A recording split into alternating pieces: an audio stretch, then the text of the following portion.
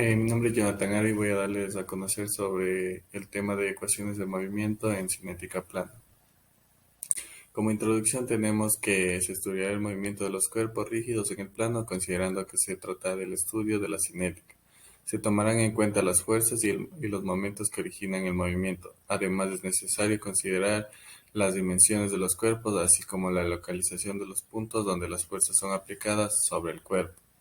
También tenemos que tener en cuenta que un cuerpo rígido es una idealización en la cual todas las partículas que conforman el cuerpo mantienen la misma distancia relativa unas de otras.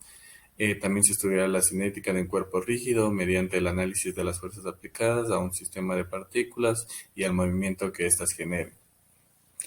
Como otra tenemos ecuaciones cinéticas de movimiento, que esto con la ayuda vamos a obtener ecuaciones cinéticas que emplean, como podemos ver en la figura, en la cual se muestran algunas de las partículas que conforman un cuerpo cuya frontera y superficie está representada por la línea punteada.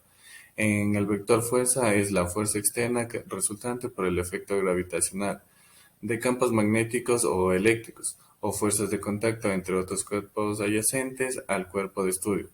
Por otro lado, también tenemos F sub I, que significa la fuerza interna resultante de la interacción de las partículas que conforman el cuerpo rígido, es decir, son las fuerzas de atracción o repulsión que mantienen equidistantes las partículas unas de las otras.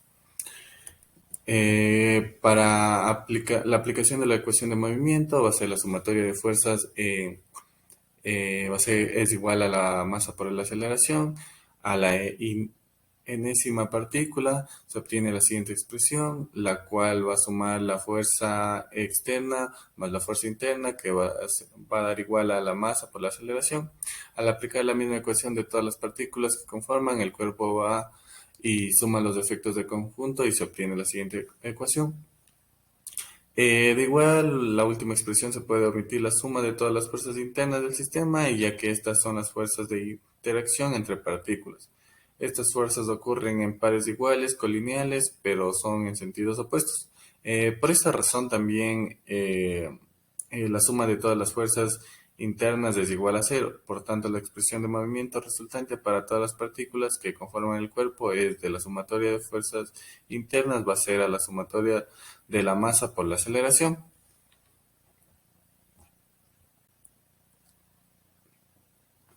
Por este motivo también se busca el centro de masa que se define con la letra G mayúscula, que tiene la propiedad de ser el único punto de una distribución de masa en el que los vectores de posición ponderados relativos a este punto suman cero.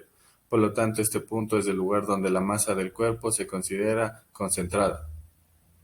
De esta forma, para hallar el centro de masa se emplea la siguiente expresión, donde se representan los vectores de posición de todas las partículas contenidas en el cuerpo y representadas en el vector de posición donde está localizado el centro de masa del cuerpo.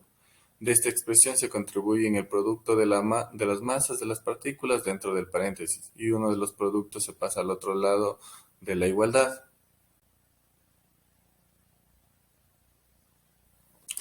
También hay que tener en cuenta la suma de la masa de todas las partículas, que es igual a la masa del cuerpo, y la sumatoria del lado derecho se cambia a la masa de los cuerpos. También, finalmente, esta es la última expresión, es la derivada con respecto al tiempo, dos veces asumiendo que la masa pertenece constante dentro del cuerpo obtenido. También de otra manera, la ecuación de movimiento de un cuerpo rígido es la suma vectorial de todas las fuerzas aplicadas sobre el cuerpo igual a la masa del cuerpo multiplicada por el vector de aceleración, su centro de masa. Considerando que el caso de estudio de este escrito, es decir, movimiento en el plano, esta ecuación vectorial se puede descomponer en dos ecuaciones escalares independientes, por ejemplo, las proyecciones en los ejes de X y Y que se muestran a continuación. También vamos a hablar de ecuaciones de movimientos de traslación, ya que estas son las fuerzas externas mostradas en la figura, representan el efecto de las fuerzas gravitacionales, hay gravitatorias, electromagnéticas o de contacto entre cuerpos adyacentes, lo tanto esta ecuación puede ser usada aquí. Para el movimiento en el cuerpo plano X y Y se pueden usar las siguientes fórmulas, y también vamos a hablar sobre la translación rectilínea. Cuando un cuerpo está sometido a traslación rectilínea, todas sus partículas viajan a lo largo de las trayectorias paralelas de línea recta. Y como pueden observar aquí en imagen, vamos a usar las siguientes fórmulas. Y también vamos a hablar de la traslación curvilínea. Esto es cuando un cuerpo rígido está sometido a traslaciones curvilíneas. Todas sus partículas viajan por una trayectoria paralela en curvas, por tanto las ecuaciones son las siguientes, como pueden observar. Y para las ecuaciones del movimiento rotatorio, los efectos causados por el movimiento de sistemas de fuerzas externas calculados corresponde a un eje perpendicular al plano del movimiento en un eje Z que pasa por el punto P. Como pueden observar aquí en la sumatoria va a representar el momento de las fuerzas externas que actúan sobre el cuerpo con respecto al punto P. Al momento resultante de las fuerzas de cero, ya que para todo el cuerpo esas fuerzas ocurren en pares iguales, colineales y opuestos, por lo que el momento de cada par de fuerzas con respecto a P se cancela, las integrales en los términos primeros y segundos del lado derecho se usan para localizar el centro de masa G del cuerpo con respecto a P.